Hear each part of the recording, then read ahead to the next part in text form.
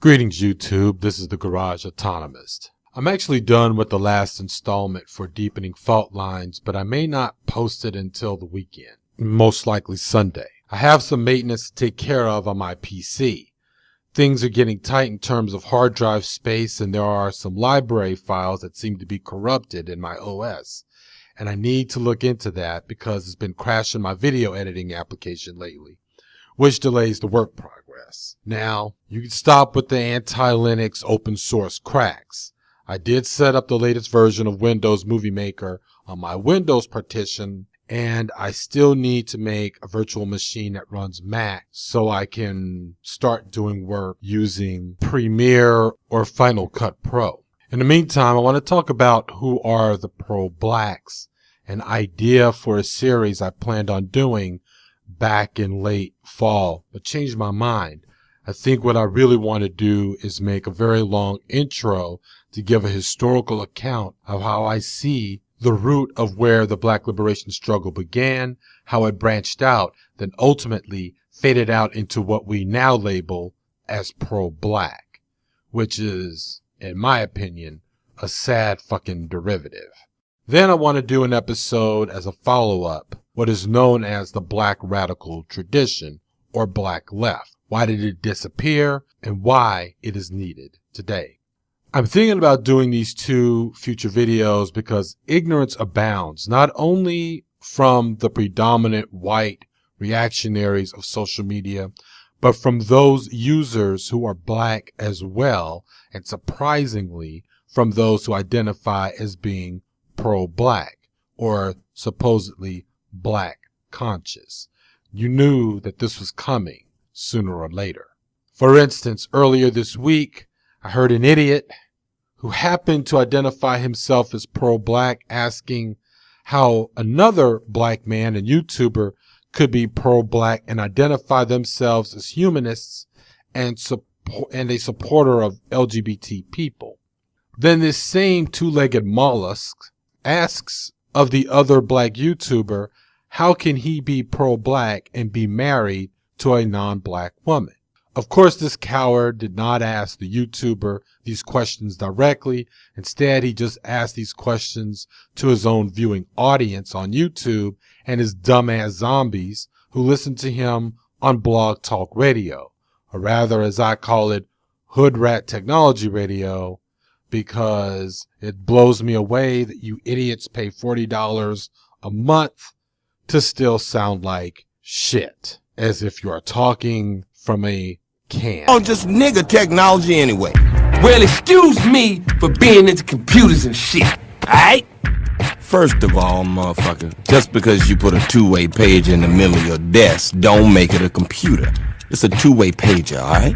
Okay, then what's the difference? The difference is the computer is something that does actual work. Nigga technology don't do much more than let dumb niggas talk to other dumb niggas about dumb nigga shit. Now, I covered this subject matter in two different older episodes, the interracial video and the new forms video. My arguments were as solid then as they are now. I stick to them because working for your diaspora has nothing to do with family or having much less a family that is interracial. Being married to someone, whether they are in your ethnic group or not, does not entail that you love or respect the women of your community any more than if you were in fact married to someone from a different ethnic group or community. There are plenty of black leaders who have been married to the women of their ethnic group, and some of them have some pretty shady ways as married men, meaning they didn't respect their wives very much.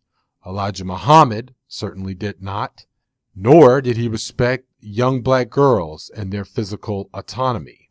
The people who typically ask how one can be pro-black and yet claim to be humanist or class warriors or feminist or any other identity or political position that they espouse are often those who are pro-black in posturing only. In other words, they most likely don't do anything else but run their mouths as dogmatic ideologues, but have never been a part of a movement or has never organized anything. I have seen white upper-class women come to weekly meetings to help get a black man off of death row. I have seen black LGBT people work to stop police violence against black people of any sexual orientation or gender. I have seen white working class men march and protest to convict killer cops of a Mexican immigrant man.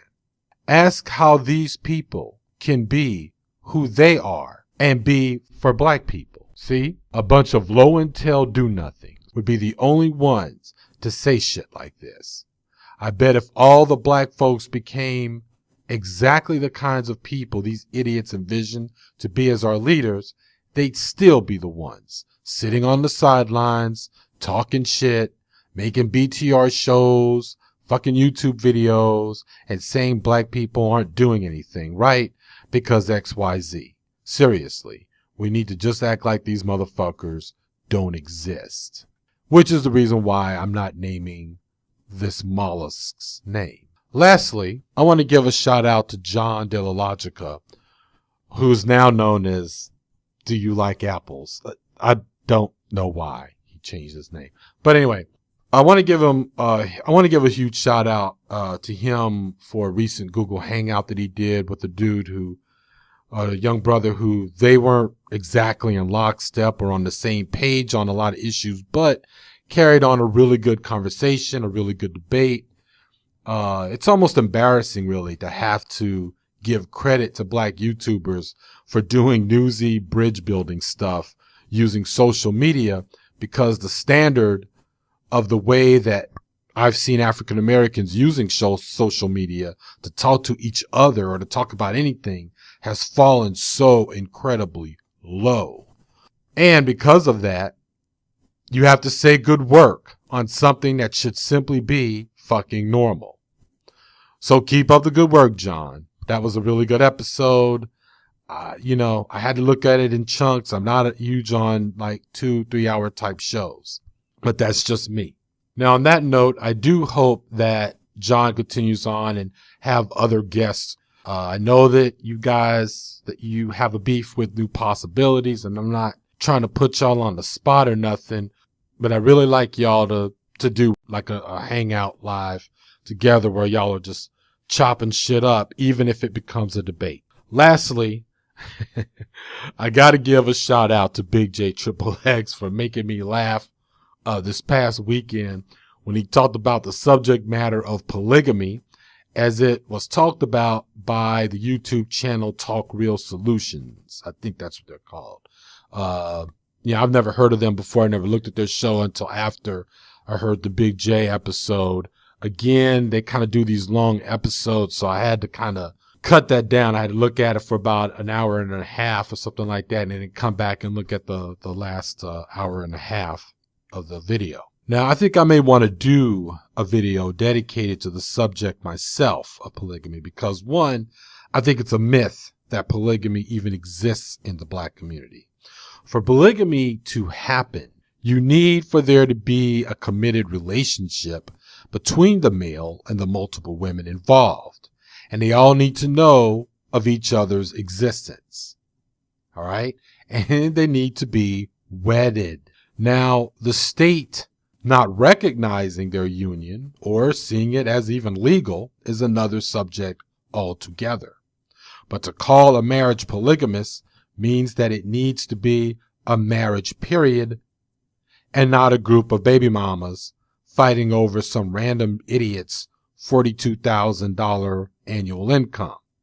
Big J Triple X went in on the channel's host and had me cracking up on his posit that if you do such a thing and you run off and you form a closed community based on polygamy, you could run the risk of inbreeding, which Big J is and always will be very right about that particular subject.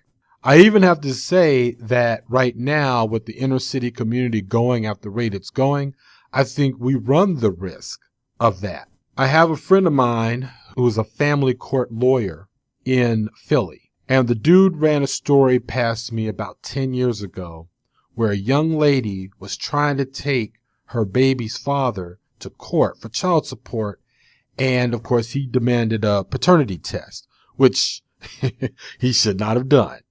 Because as it turned out, damned if the results not only showed that her children were in fact his, but the mother had his DNA as well.